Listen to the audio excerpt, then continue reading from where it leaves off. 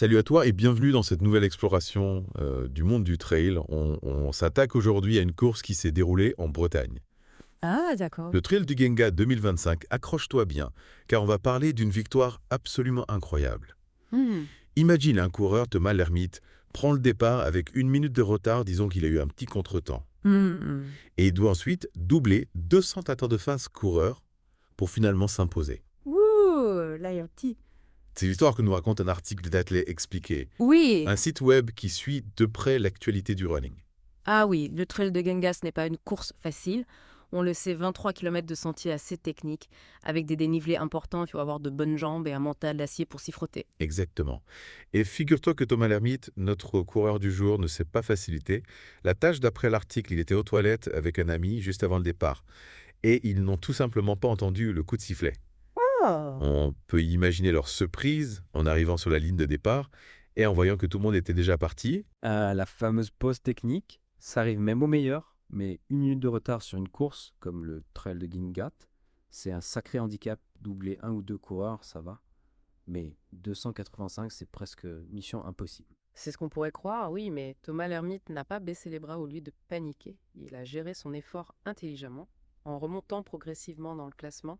Et là, c'est intéressant de noter la différence entre le trail et la course sur route. Absolument sur route, la vitesse pure est souvent la clé, mais entre elles, avec les changements de terrain, les obstacles, les montées et les descentes, il faut savoir adapter son rythme, être patient et choisir ses moments pour attaquer. Et c'est exactement ce que l'ermite a fait kilomètre après kilomètre. Il a doublé ses adversaires sans jamais s'affoler.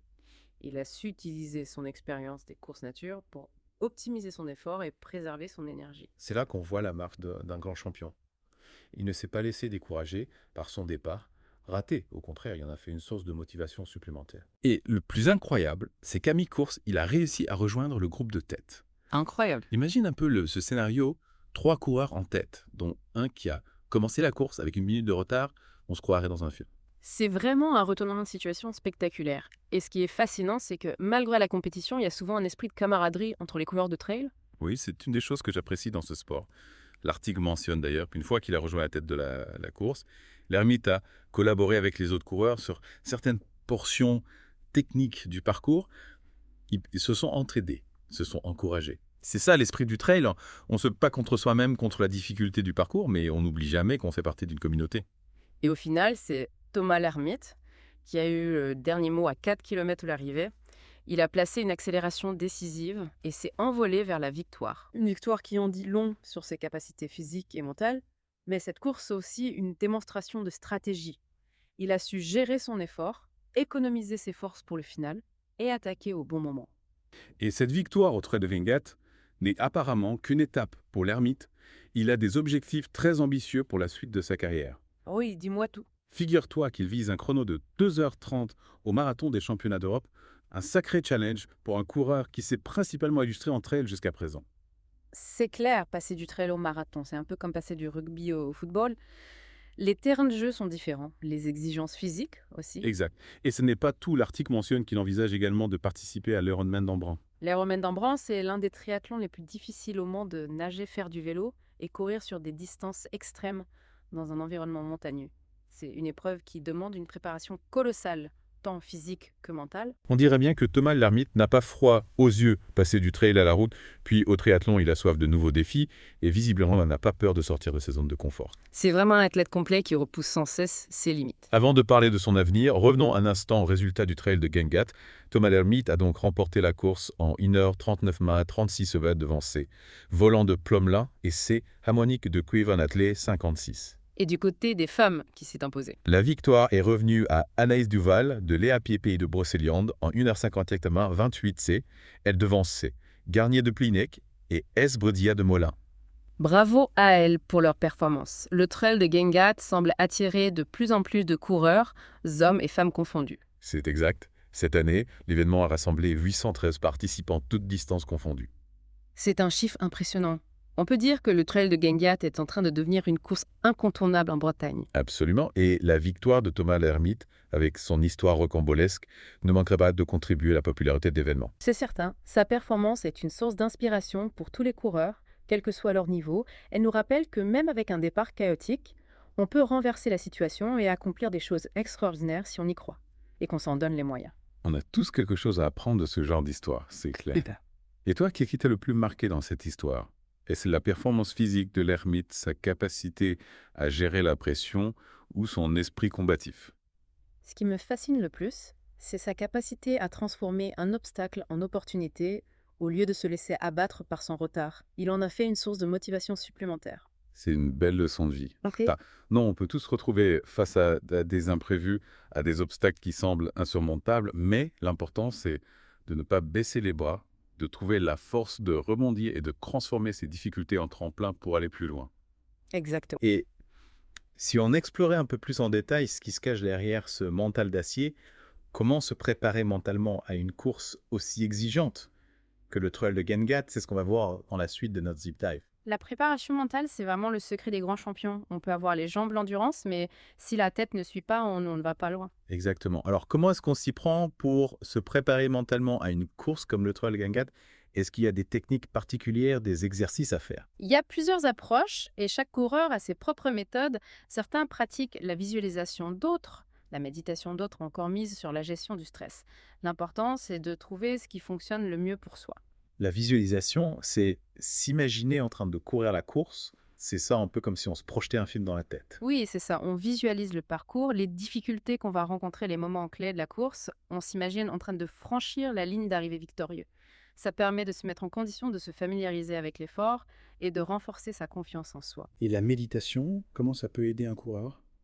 J'avoue que j'ai un peu de mal à voir le lien. La méditation, ça permet d'apprendre à calmer son mental, à se concentrer sur le moment présent. C'est très utile pour gérer le stress et les émotions négatives qui peuvent surgir pendant une course comme la peur, le doute, la fatigue. Je comprends. On imagine facilement la pression que doivent ressentir les coureurs sur la ligne de départ, surtout quand il y a autant d'enjeux, savoir gérer cette pression, ça doit être essentiel pour performer. Absolument. Et c'est là que la gestion du stress entre en jeu. Il faut apprendre à identifier les sources de stress, à les anticiper et à développer des stratégies pour les gérer efficacement.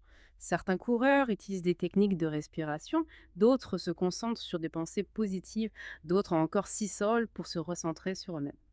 Donc en gros, la préparation mentale, c'est un travail sur soi, sur ses émotions, sur sa capacité à rester concentré et positif malgré la difficulté. Exactement, c'est un travail de longue haleine qui demande de la discipline et de la persévérance, mais les résultats sont là à un mental solide.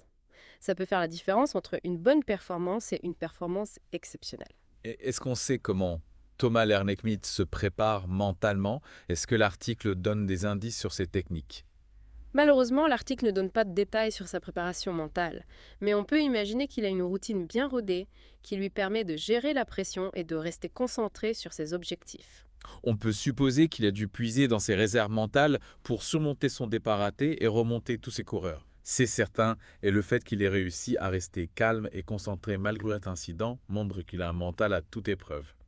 Et si on parlait un peu du Trail de Gangat en lui-même, l'article mentionne que c'est une course qui a la réputation d'être assez exigeante. Qu'est-ce qui la rend si particulière? Le Trail de Gangat, c'est 23 km de pur bonheur breton. On traverse des paysages magnifiques entre forêt-land et côtes sauvages. Le parcours est vallonné technique avec des passages assez difficiles. Ah oui, quand on voit les photos, on comprend tout de suite que ce n'est pas une course de tout repos. On a l'impression d'être en pleine nature, loin de la civilisation. Exactement, c'est ce qui fait le charme du trail.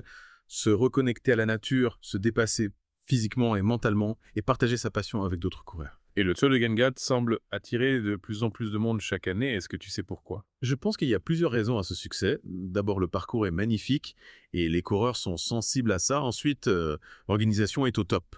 Les bénévoles sont accueillants, les ravitaillements sont bien fournis et le balisage est impeccable. Donc c'est une course qui allie la beauté du paysage à la qualité de l'organisation. Pas étonnant qu'elle ait autant de succès. Et puis il y a aussi l'ambiance qui est vraiment conviviale, les coureurs s'encouragent, il y a un vrai esprit de camaraderie, on sent que les gens sont là pour prendre du plaisir, pour se challenger, mais aussi pour partager un moment de convivialité.